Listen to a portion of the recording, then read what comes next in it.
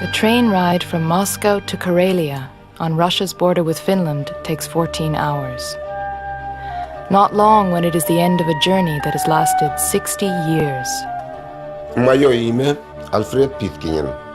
Мой отец А.Т. Питкинен, уроженец Канады, прибыл из Канады в Россию, а именно в Карелию, о чем я узнал вот тоже в последнее совершенно время.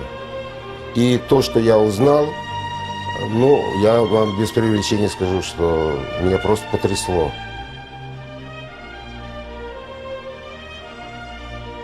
Alfred Pitkinen's detonation is a town most of us have never heard of. But in the 1930s, it was Mecca to thousands of communism's true believers, including Alfred's father.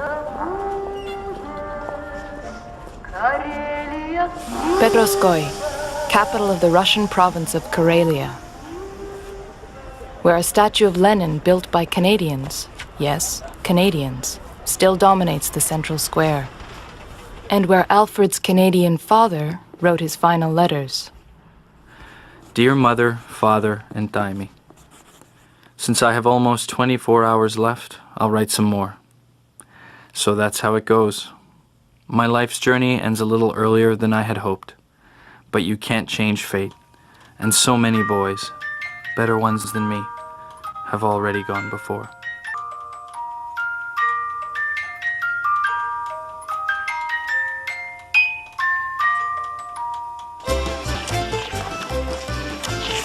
A.T. Pitkinen was a remarkable young man, handsome, charming, a talented athlete who graduated at the top of his high school class. If ever someone was born to revolution, it was A.T. Pitkinen. In his name, A.T. means ideal in Finnish, spoke of the world his parents dreamt of and raised him to fight for. And that's exactly what he did.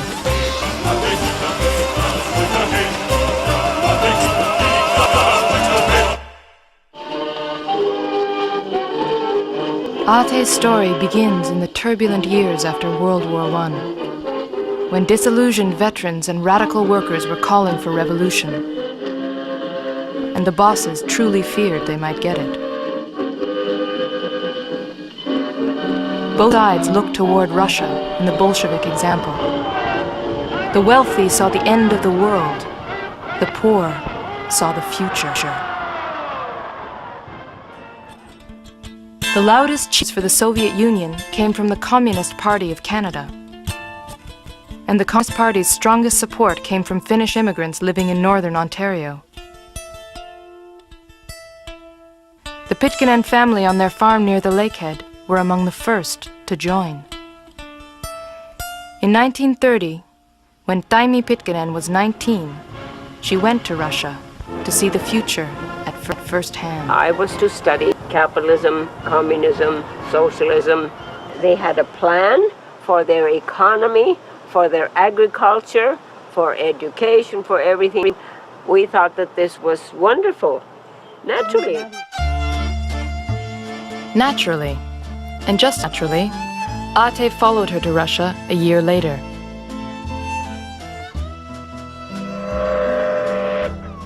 He and Taimi crossed paths for the last time at a railway station in Leningrad.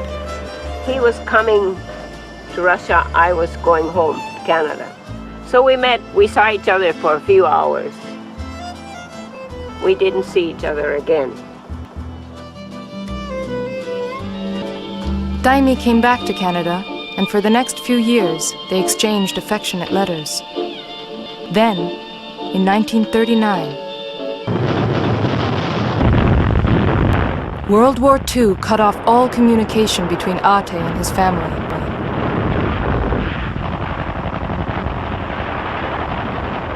By the time the fighting finally ended, 20 million Soviet citizens were dead. Millions more had simply vanished into the smoke, leaving no trace. A.T. Pitkinen was one of them. His parents would die without knowing the fate of their only son. Taimi would spend 60 years wondering about her brother's last days. And then, late in the year 2000, as she was approaching her 90th birthday, 2 letters arrived from Finland. They were from Ate, written 58 years earlier. The stationery declared that the writer, Ate, was a prisoner of the Finnish army, then at war with the Soviet Union. Petroskoy, June 10th, 1942. Dear Father and Mother and Taimi. First, thank you for the letter I got last fall. It was a source of great joy, as I no longer expected to get any letters from you. Last summer when the war started, Lilia, my wife, traveled home to Buzuluk because she was expecting. On November 10th, 1941, she gave birth to a healthy boy, Alfred. A wife? A child? Even 60 years later, this was complete news to Taimi. I am sorry I haven't been able to help you at all in your old age, but as you know yourselves, it has not been possible. But now, when the war ends and my fate has been decided, everything that has been impossible may become possible again. Please write a letter back. I might one day get it. With heartfelt greetings from your ever-remembering son, Ate. So many questions. Answering them would resurrect an episode of Canadian history that is all but forgotten. A tale of courage and hope, of anguish and betrayal. The letters had only come to light when a Finnish journalist had found them among his father's wartime papers. Our father was prison warden during the wartime in Petroskoy, and he had a letter with him when coming back to Finland, 1944. Jukka Lehisvirta read the letters on Finnish radio. His listeners were moved and wanted to know more, especially what had happened to the baby boy Ate had mentioned, Alfred. He'd be about 60 now. How do you find one man in a country the size of Russia? Мы начинаем. How else in the year 2000? But on a reality TV show. Wait for Me is a Russian television show that investigates a few among the millions who disappeared during the country's endless turmoil of the last century. A few months later, the show's guests are Ate's cousins.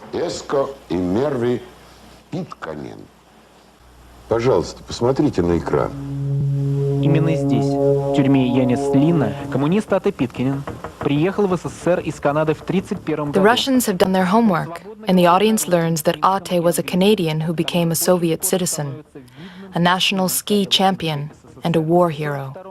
That he had even been recommended for the Order of Lenin, the country's highest medal. And that he had a son who has never met his father. Хотите найти Альфреда Питкинена. Правильно? Да? Мы его нашли. Все это время он сидел здесь у нас в студии и слышал весь ваш рассказ. Альфред.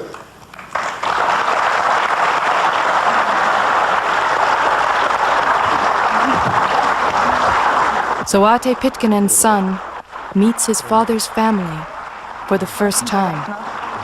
And through videotape, Taimi sees it happen. Alfred's cousins tell him that in Canada, he has an aunt who is anxious to meet him. Like Alfred, she yearns for a connection to her lost brother. Hundreds and thousands of people were lost, and you just don't think of finding one person somewhere.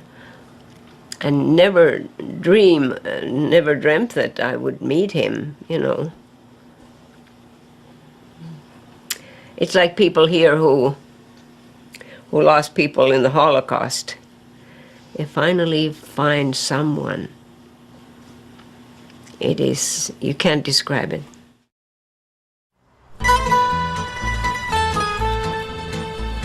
Taimi Pitkinen learns that her brother's son, Alfred, lives in Moscow, a city still recovering from the legacy of Joseph Stalin. Alfred did well under the old regime, grew up to be a doctor, served 25 years in the military, and is now a researcher at a private hospital.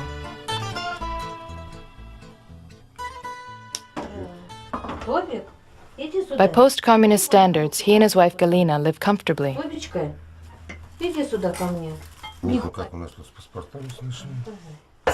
In his 61 years, Alfred has never left the territory of the former Soviet Union. But now, the promise of meeting his aunt and learning about his father's life and family makes it irresistible. Until now, he's had only his mother's memories passed on before her death in the 1980s, along with a few photos and a favorite keepsake, a woodworking trophy bearing the English words Kivakoski Rural School Fair, 1928. It's been enough to build an image of a man who might have been a strong and caring father. О том, что как только Альфред начнет ходить, я поставлю его на лыжи. Как только он начнет говорить, я буду учить его английскому языку. Он любил очень мою маму. Это явствует из всех его писем, которые он писал ей. February 10th, 1942, Belomorsk. My dear old woman and son, happy birthday to Alfred. He's 3 months old today, almost a year. Wish you were here. I dream of you both often. Of course, I don't know what Freddie looks like, except that he has your black hair. So in my dreams, he looks like you. When spring comes, I'll miss you that much more. Today I'm going on a mission.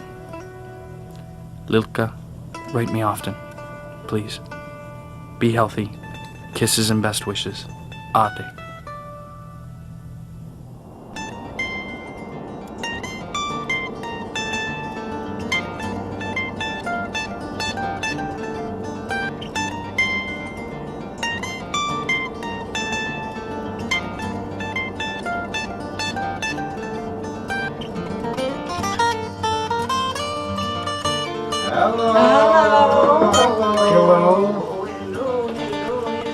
Alfred, I meet you finally.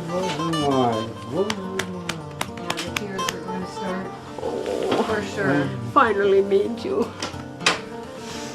Wonderful. Oh. So many years and so many happenings. Yeah. Спасибо большое. О, Please it is. Oh, you've got that here? Well. Oh. 26 is, no, 28. 28. And mine is 27, I think. Ate Taimi. That's me, yeah, right. Yes, Ate Pitkin, 1928. Yeah. He won first prize for that. Alfred finally sees the woodwork that won the trophy he's held on to for 60 years. Я испытываю большое волнение, мне кажется, вообще это что-то невероятное. Через столько времени вот это все, как будто это только что сделано. Oh, well, I've looked after it for the family. Спасибо. Thank you. School fairs, farm chores, and woodwork. A pioneer childhood as Canadian as butter tarts, toques, and the log homestead they grew up in. Yet in one respect, they were anything but typical Canadians. Bolshevism was the food they ate and the air they breathed. This doesn't fit Alfred's picture of Canada. And to understand it, he has to go back to the beginning. When Finnish immigrants began arriving in Canada a century ago, they brought their politics with them. And nowhere were those politics stronger than in the city we now call Thunder Bay. Here, radical socialists, the so-called Red Finns, built the biggest labor temple in the country, and from it they ran their unions and dreamt of a brave new world around the corner. But on the Pitkänen homestead, it was a struggle just to get enough to eat. And in the lumber camps where Ate's father Antti worked every winter, the companies paid starvation wages, and hired thugs to keep the unions out.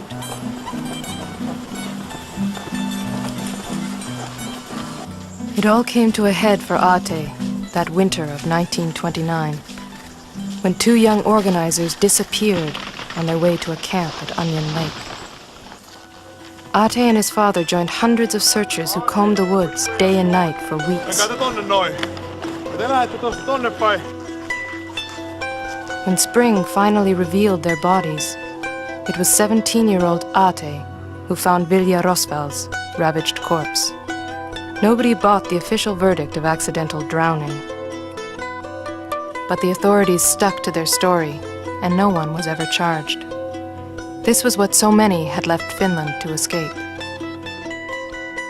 So when an invitation came from the workers' paradise to come and help build it, the timing could not have been better. Not only were they being offered a chance to be part of the revolution, they were being offered Karelia, the Russian province just over the border from Finland.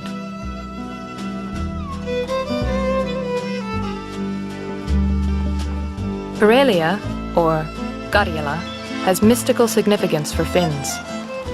It is the place of their beginnings, their myths, their stories. The people here speak a version of Finnish. The great forests could be an enormous source of wealth, but the Soviets needed foreign expertise to harvest them. Canada had failed in its promise of a better life. Now their fondest dreams were being offered on a platter. When literally thousands of Canadians, Americans, and Finns leaped to accept, they called it Karelia Fever.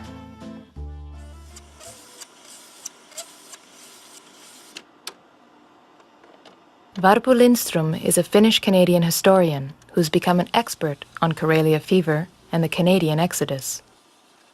When Karelia Fever was at its height in 1931 and 1932, there were groups of up to 400 people who all left together. And every week, Vapaus had these paid advertisements that were sent from the boat, and they show that entire families left, often with young children. In Port Arthur, everyone who went, including Ate, came to the socialist bookstore to sign up. Today, it's a hardware, and Alfred and Galina have come to meet some of those who went and returned. Вы не знали моего отца, Ate Pitkänen? I know you are Ate Pitkanen's son. Yes. Yes. Очень рад. Marta. А я Альфред Атович. Each of these people spent time in Karelia. All of them have memories of Alfred's father. Ate and Taimi, we went to the same country school. They used to sleep at my place, and I went to visit his place. We were good friends, and Ate was the only one who went to high school. And he was a good student, and he took electricity. That was his trade.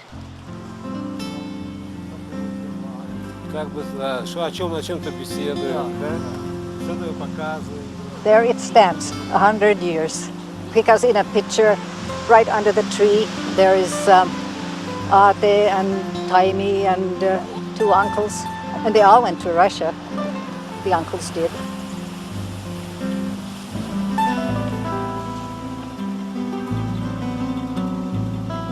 On a warm day in August, it's a pretty little farm in a peaceable country. Easy to imagine Ate bounding across it like a young deer. Harder to imagine the family tensions that helped cement his decision to leave it forever. That's your grandmother. You know, you wondered, why did your father go to Karelia? Well, I don't think the mother and the son, maybe they both had strong natures. And Kirsti's was probably stronger. So Ate felt that he has to go on his own. I think she felt that what he has to do, it's better. Years later, when Antti suggested they go to Karelia to join Ate, Kirsti Pitkänen is said to have replied, "You've already brought me to one gloomy shack in the backwoods. I'm not moving to another."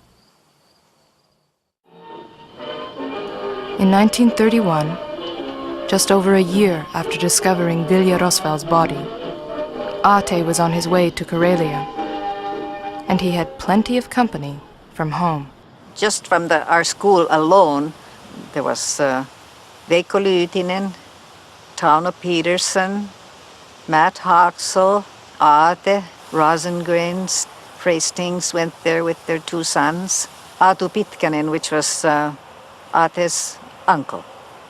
And Martti Pitkänen, he was a single man, he went there.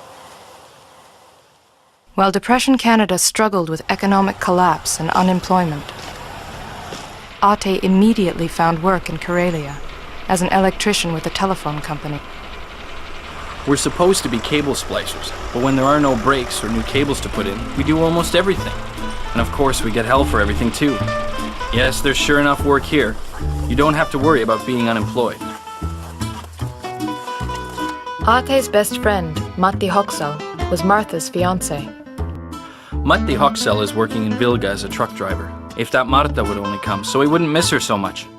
My dad and mother did not want me to go. Oh my goodness, their precious Martha is going to Karelia, and they didn't approve of Karelia, I don't think, to begin with. And they said that Martha will buy you a little car if you stay at home. But no, I had to go. There was no limousine waiting for me. It was always at the back of a truck. Even when we got married, we went in the back of a truck. Always. That was my life there. I worked in the bush and everything. I really did. Only I was homesick. The Karelians had discovered Ate's talent for skiing, and he quickly became a star of their downhill and cross-country teams. And when there wasn't skiing, there was politics. Tonight we stopped by the radio station to perform a group recital. We go there often as part of our youth group's agitprop brigade. We also organized an English language youth club. I'm the organizer for political studies.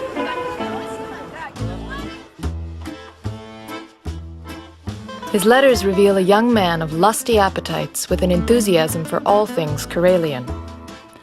Hi, sis. You asked me about Irma. Oh yes, she was one of these summery flares. There's been quite a few of these flares. It's like a disease here among the bachelors.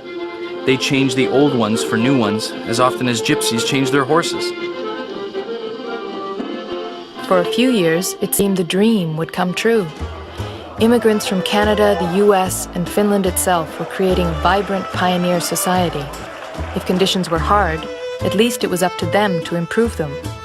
They built their own schools, theaters, newspapers, orchestras, and self-governing councils. During the revolution celebrations, I got a prize for leadership, 50 rubles. I also received my Soviet citizenship papers. So now I won't be able to come home, even if I wanted to. But I can't imagine I will ever regret my decision. But others were already regretting theirs. Whatever they had expected from Karelia, they hadn't found it. And many came back. Many.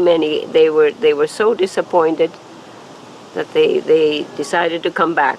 Those who could get back. Not everybody got back. Then, gradually, disappointment became fear. We had all these lovely friends, and little by little, somebody disappeared. Somebody came in the middle of the night and took them. Lots of our American friends and Canadian friends, and it was unbelievable. In the name of uncovering traitors, Stalin had launched a ruthless campaign of terror, and the Karelians, by terrible luck, were his first victims. And we heard these people, they had just come back, and they were telling the most horrible stories. And we said, hey, what's these people all about anyway? Spreading such horrible stories. Don't forget we were communists. I say we didn't believe it. We looked on it as enemy talk. Enemy propaganda. Enemy propaganda, yes. And then a lot of people didn't believe it. No one could believe it, even as arrests of individuals spread to attacks on Finnish organizations, even when the entire Karelian government was arrested, including Edvard Gylling, creator of Soviet Karelia and hero of every Finnish communist. Certain of their own innocence, they couldn't know that guilt was irrelevant. Within a few months, Martha Hoxell made the best decision of her life. They said that I cannot keep my job if I do not become a Russian citizen. And I wasn't going to give up my citizenship. So I told Matt that I'm not going to stay here, that I'm going back home, that I'm not going to become a Russian citizen and end up somewhere, who knows where. And he wasn't really approving of the idea, but I said that, well, you stay, but I'm going. So we did leave in a hurry. For those who stayed, confusion turned to dread, then terror. Many appealed to Stalin, certain he could not know what was being done in his name. From letters written by Taimi's aunt, Aino Pitkänen, we have a chilling, first-hand picture of the terror at its height. Taimi, I've been reading these letters that your aunt Aino, who escaped to Finland during the purges, and she is talking about people who were arrested. She's writing in July 1938 that there in Russia they lived in constant fear whose turn it was to go next night. You cannot believe what last winter was like. People have done nothing bad, only hard work, and this is the way they treat us. Some are imprisoned, others sent away. We did not dare to sleep. All the time we kept an eye on the door, wondering when the soldiers were coming. They always came during the night. They took everyone from here.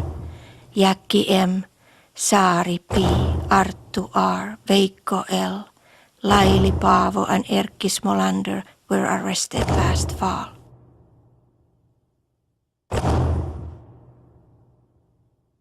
Jackie M., who would not Jack Mikkola. And he had property across from my parents up in Jakes Township. Do you remember someone called Lyytinen? Yes. Who was he was one of the boys that was in the same class, in the same school as I was. And then there's Arttu R. That would probably be Rosengren. Him and his wife, Sylvia, went to Karelia. And without any notice, Art was picked up and never to be heard from. Sylvie Rosengren has 2 children to support. She was half mad when we left. She was living in one room with 8 women and 3 other children. The women whose husbands were arrested were treated badly. They were forced to go and work in a forest even if they had small children. And it was impossible to keep many children alive while working in a forest. You may think that I am slandering the Soviet Union. I am not, but writing things as they are. This is not the work of the party or the government, but of saboteurs who have infiltrated such places where they can victimize honest workers. At least our conscience is clear. We have done nothing wrong against the Soviet Union. Millions, like Aino Pitkänen, could not bring themselves to blame Stalin. He was the guardian of their revolution. What possible reason could he have for arresting his strongest supporters? That he was a paranoid psychopath bent on absolute power was unthinkable. Stalin's purges eventually swept the Soviet Union, gutting the party, destroying the revolution. Millions would be imprisoned or executed, many still singing the praises of the Georgian bandit. What was happening to Ate during Stalin's purges? Aino Pitkänen's letter gives us the only glimpse we have into his true state. Well, then, we bring greetings from Ate. He doesn't dare write to you or us. He doesn't know when the collectors will come for him. He was very emotional when we left. Injustice wins, no matter how good the person is. Greetings, Aino. Ate escaped arrest. But how? His letters give no hint, but we can make some guesses. First of all, for all their horror, the purges were a bureaucratic operation. Stalin set quotas. Local officials made lists. If you weren't at home or at work when they came for you, they might never come back. And Ate was a moving target. As an athlete, he was reaching star status. An all-Soviet ski jump and slalom champion 4 years running. He held the Karelian records in skiing and cycling. He wrote in a 1937 letter, "I counted yesterday that this winter I have traveled 17,500 kilometers." His athletic prowess fostered the image Stalin wanted the world to see, and that made him valuable. Or perhaps he had a powerful protector. Yuri Andropov, future head of the KGB and leader of the Soviet Union, was then in charge of Karelian sport. Silence then, for 2 years. Then in January 1939, the last letter Kirsti and Antti would ever receive. And for the first time since leaving Canada, Ate is nostalgic. Dear parents, warm greetings to you after a long, long time. I am no longer in Karelia. In October, I came here to the city of Buzuluk in the Orenburg district. I am a ski instructor in the factory, and I manage the city's sport department. I still have most of the stuff I brought from home. Tell Huxels that sweater they gave me is still in Sunday condition. The alarm clock that Taimi gave me as a present still wakes me up every morning, and that silver trophy is standing there on the table. Ate's move to Buzuluk coincided with Stalin's forced removal from Karelia of thousands of ethnic Finns in preparation for his next outrage, an all-out invasion of Finland, launched through Karelia in late 1939.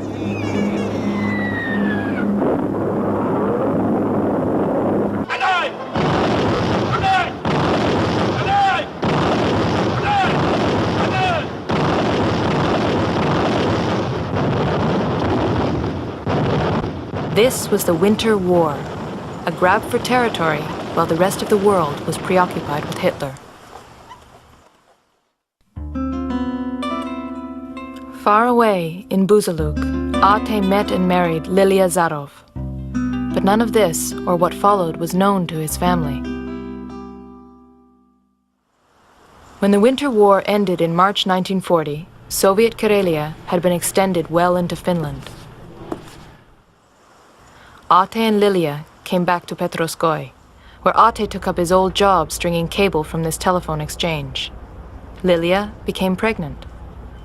Then suddenly, Karelia was once again on the front lines of war.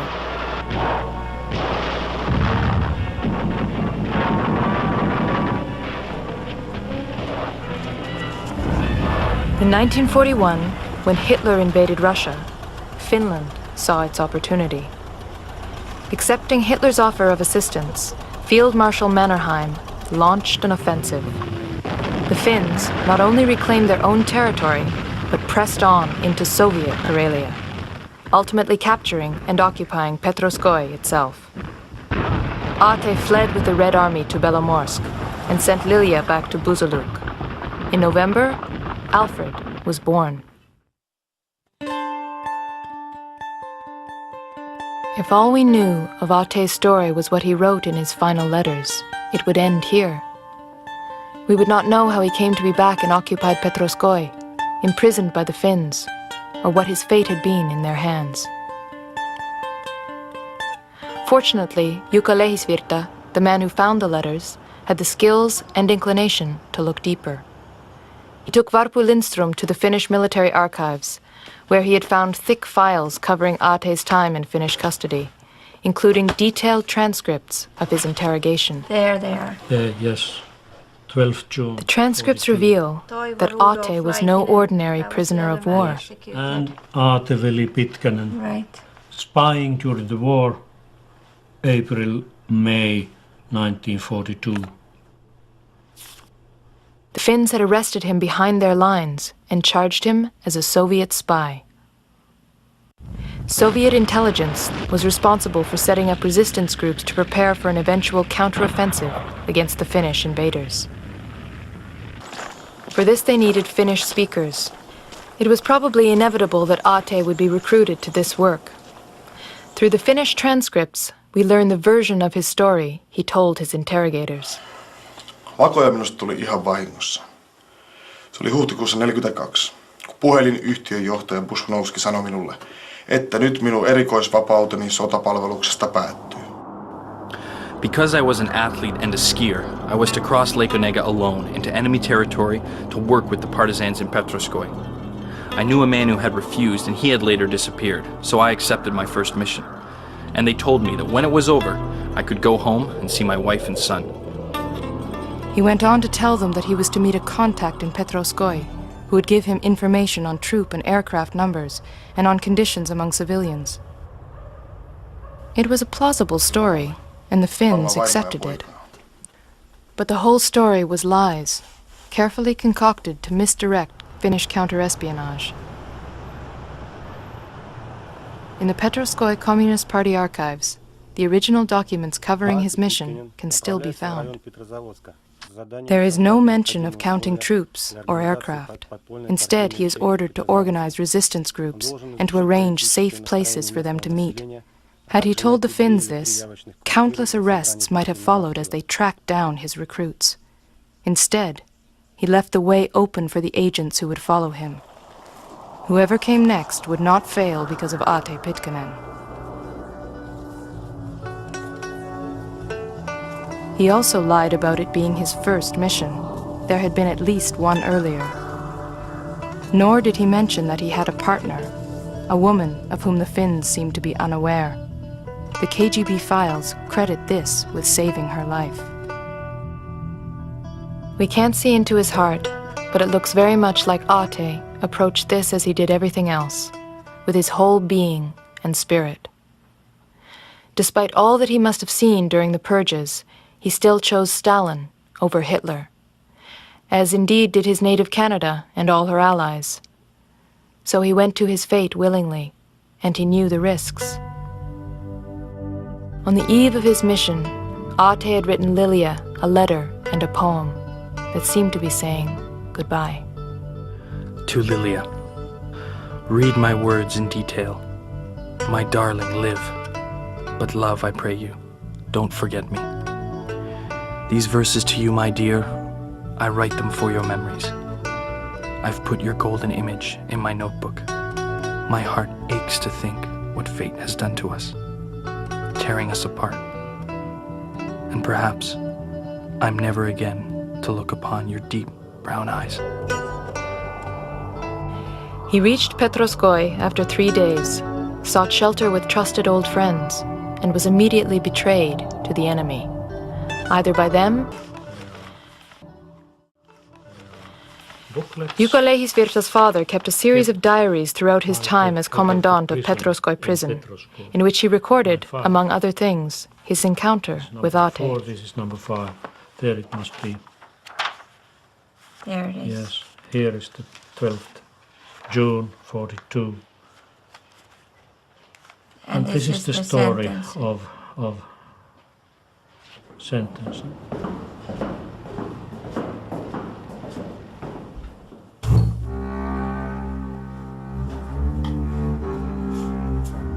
Huonoja uutisia. Teidät on tuomittu kuolemaan vakoilusta. Tuomio pannaan täytäntöön heti, eli 24 tunnin kuluessa.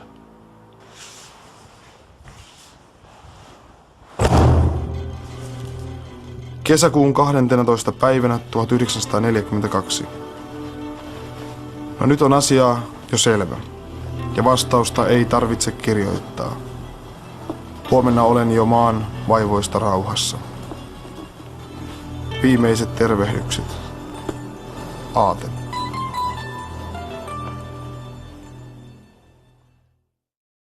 Take this to my brother's grave.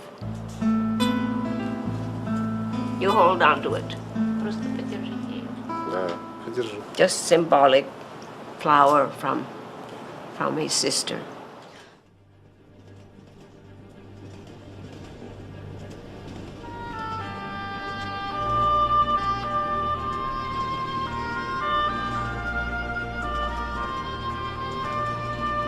So Ate Pitkinen's son returns to Russia and to Karelia for the last step on his journey to find the place where his father met his end.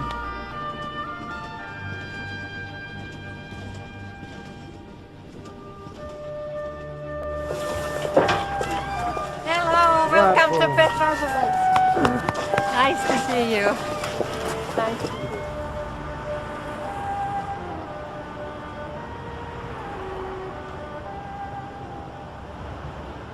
Today, Petroskoye is much changed from its wartime days. But the prison where Ate was held and questioned is still a prison, as it was under the Tsars, the Soviets, and of course, during their 3-year occupation, the Finns.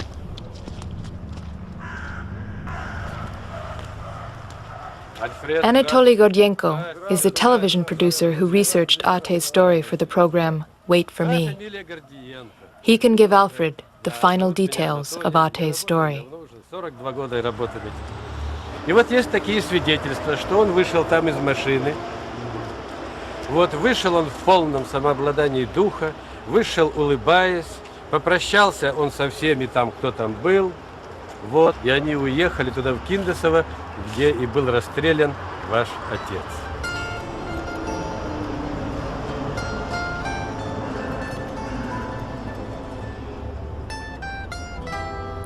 Dear mother, father, and Daimi, since I have almost 24 hours left, I'll write some more. So that's how it goes. My life's journey ends a little earlier than I had hoped. I want to thank you that you helped me on my road to life. If you can possibly write to my wife Lilia and my son Alfred. When we parted, we did not expect this sort of thing this sort of an end to come. We thought it was only for a couple of months.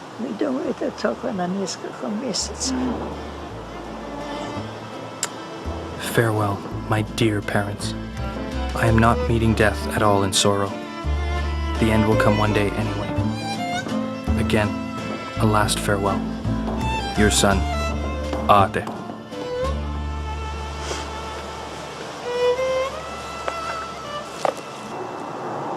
That's his last farewell.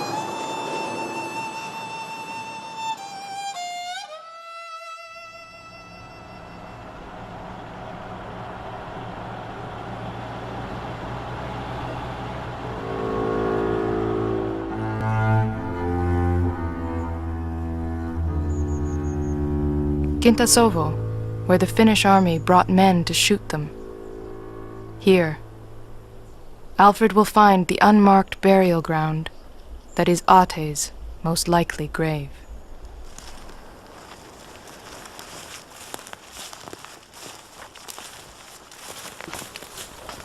One, 2, 3, 4, 5, 6, 7, 8, 9, 10.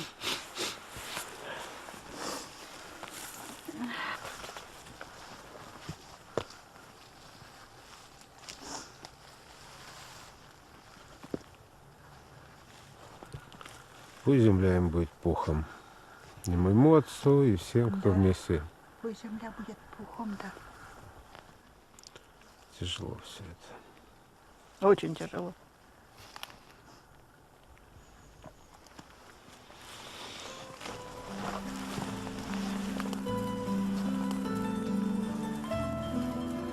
Это отец тебе от сестры Тайми.